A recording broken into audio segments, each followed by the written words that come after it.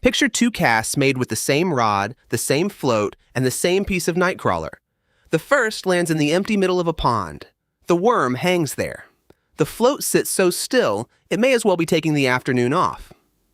Now, move that bait to the outside edge of a shallow coontail bed.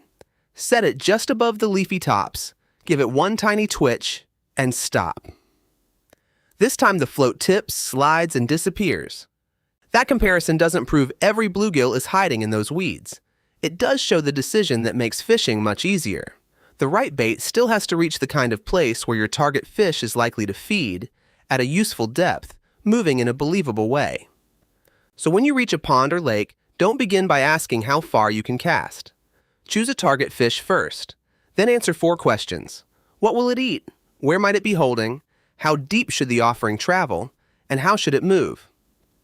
We'll use 5 practical North American favorites: bluegill, largemouth bass, channel catfish, crappie, and walleye. Their availability varies by region, but together they cover most of the decisions a new pond or lake angler needs to make. Start with the simplest complete attempt. Bluegill besides shallow cover. Cover means something physical in the water, such as weeds, branches, brush, or dock pilings. Pinch off a piece of nightcrawler about the size of your fingernail and place it on a number 6 or number 8 bait hook below a float. A whole crawler is usually more bait than a bluegill needs. It also leaves a long loose end that small fish can pull while avoiding the hook, which is a remarkably efficient way to provide free lunch. Look for a shallow weed edge, dock shade, or a fallen branch. Cast beside the cover instead of burying the hook in the thickest part. Around the coontail bed, adjust the float so the worm hangs roughly 6 inches above the plants. The exact measurement matters less than the visible result. The bait should remain close to the leaves without settling into them. Let the ripples from the cast fade.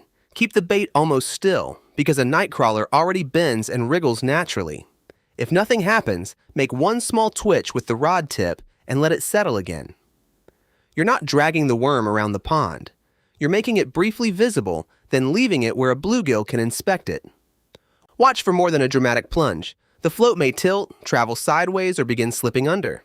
Those are useful bite clues, although one isolated bump can also come from a fish pecking at the bait. When the float starts moving steadily or stays down, reel until the loose line is gone, then lift the rod tip firmly to set the hook. If the hook keeps collecting leaves, shorten the distance between the float and hook so the bait rides higher. If repeated casts remain quiet, lengthen it a little or move along the weed edge. A motionless float doesn't tell you the pond is empty. It tells you that this particular bait, place, and depth haven't produced yet. That weed edge can hold something larger too. A largemouth bass may wait near the same plants, wood, or dock shade, but a tiny stationary worm isn't the most efficient way to search for one. Give the bass a larger target and move it through the ambush lane. A dependable beginner choice is a Texas-rigged soft plastic worm.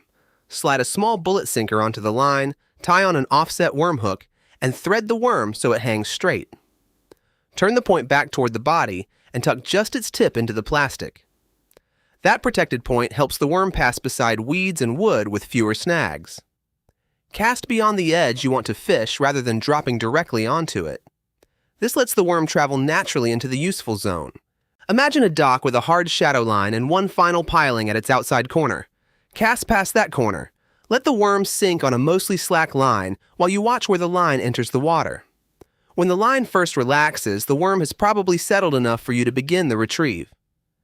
Raise the rod tip slowly. You only need to lift the worm a short distance, then lower the rod while reeling in the loose line, and pause.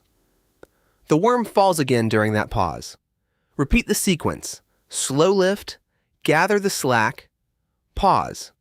The pause is doing important work. If you reel constantly, the worm may travel over the productive depth and leave the dock edge too quickly. When you pause beside the final piling, it drops through the shaded lane where a bass can take it without chasing far. Keep watching the line. A bite may feel like a tap, but sometimes the first visible clue is the line moving sideways or tightening before you lift again. If it begins traveling steadily away, reel down until the line is tight, then sweep the rod upward firmly to set the hook. If the worm comes back coated in weeds, move the next cast slightly outside the edge. If it never touches weeds and appears far from them, bring the path closer. The aim is not maximum contact with every plant in the lake. It's controlled proximity without spending the afternoon performing underwater gardening. That bass presentation depends on movement. You lift the worm, let it fall, and guide it through a narrow lane. Channel catfish give you almost the opposite starting problem. With a simple bottom rig, repeatedly retrieving the bait can pull it away before a roaming catfish finds it. Move to the pond inflow on our shoreline map. Water enters here, and the bottom slopes into a slightly deeper edge. Channel catfish may travel that edge or feed across the nearby bottom. A nightcrawler is a practical starting bait, and this time use a sliding sinker just heavy enough to carry it down and hold it near the bottom. Slide the sinker onto the main line above a swivel, then attach a short leader and a circle hook. Thread enough crawler onto the hook that it stays attached, but keep the hook point and the open gap beneath it uncovered. Cast onto clean bottom beside the deeper edge, not directly into the branches collected at the mouth of the inflow. Let the sinker settle, then reel only until the loose line is taken up. Leave the rod tip where you can see it. Now hold the bait there. Channel catfish can also take moving presentations, but holding still is the job of this bottom rig. The crawler remains in one useful area, and its scent can spread through the surrounding water. Compare that with dragging the same crawler steadily across the bottom. The moving bait soon climbs away from the deeper edge and may collect debris. With the stationary rig, the sinker stays on clean bottom beside the travel lane while the crawler remains available. The rod tip may twitch once because something bumped the line. Don't treat every tremble as a confirmed catfish. When repeated taps turn into a steady bend or the line begins moving, pick up the rod and reel smoothly until the fish's weight loads it. Don't swing the rod back. Steady pressure lets the circle hook turn into the corner of the fish's mouth. If the bait won't remain near the deeper edge, the useful clue is obvious. The line and sinker keep shifting. A slightly heavier sinker may be needed to hold this chosen presentation. If the rig comes back covered in dead weeds, move the cast enough to find cleaner bottom rather than repeatedly returning it to the same mess. Correct depth made that catfish attempt possible because the bait reached the bottom. But bottom placement becomes a mistake when the fish are suspended above it. That's the crappie problem. Return to the dock and look a little farther out where a submerged brush pile rises from 15 feet of water. Crappie often gather near docks, timber, or brush, but they may hover several feet above the bottom. Drop a small jig all the way beneath them, and you can fish under an entire school without getting a bite. Use a small crappie jig, which is simply a weighted hook dressed with a soft plastic body. Cast beside the brush rather than into its center. Start counting the moment the jig touches the water. 1, 2, 3. Then close the bail and begin a very slow retrieve. That count does not tell you an exact depth unless you've independently measured how quickly that jig sinks. It gives you something nearly as useful, a repeatable sink time setting. If 3 seconds produces no bite, you can try 5 without guessing whether the second cast actually traveled deeper.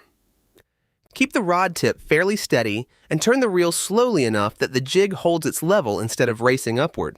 Add an occasional gentle lift, then let it settle. Crappie often respond to a small bait that glides or hangs near them. Violent snapping mostly turns a tiny meal into a tiny underwater emergency.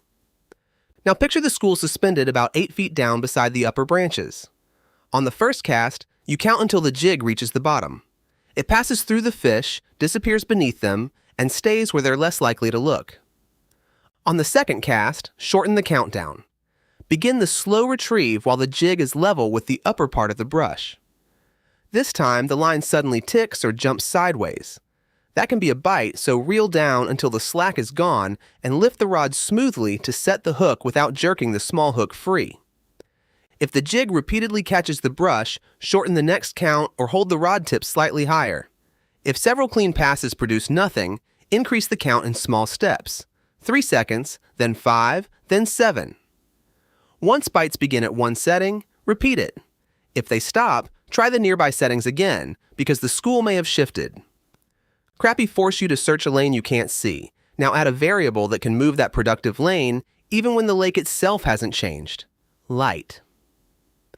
Walleye aren't simply deep water fish, and they aren't always pinned to the bottom. For a useful beginner attempt, combine a rocky bottom shape with low light and a jig that touches bottom only occasionally. Look at a rocky point extending from shore into deeper water. That point is structure. the shape of the bottom rather than an object sitting on it. At bright midday, especially in clear water, your reachable section of the point may appear empty. Casting there repeatedly doesn't make it improve through persistence alone. Return near dawn or dusk. Lower light can let walleye feed along shallower parts of a point or drop-off, so the same feature may now offer a better starting opportunity. The bait, route, depth, movement, and timing now have to agree on the same cast. Choose a jig tipped with a small, soft plastic bait, cast across the slope of the point, and let it fall on a controlled line. When you feel a light tick or see the line relax momentarily, the jig has touched bottom. Lift it with a short movement, reel in the slack, and let it fall again. The useful retrieve is a series of short steps down the contour. Fall, touch, lift. The jig should make occasional contact, just enough to tell you it remains near the rocky slope. Compare 3 paths, reel too quickly, and the jig sails above the contour without touching. Drag constantly, and it grinds between rocks until it wedges in one.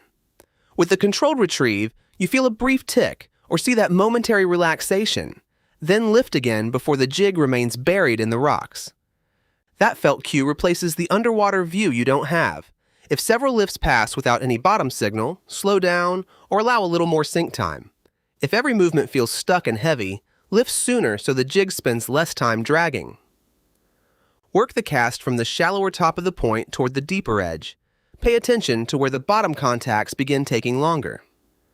That change suggests the jig is descending the slope. A bite may feel like an extra tap, sudden weight or movement that doesn't match the regular fall and touch rhythm. When that change holds, reel until the line is tight, then sweep the rod upward firmly to set the hook. If the point stays quiet, the fish may be using another part of the lake, but this low-light pass along the rocks remains a sensible first attempt. Think back to the opening float. Moving the nightcrawler 5 yards didn't improve the bait, it improved the decision.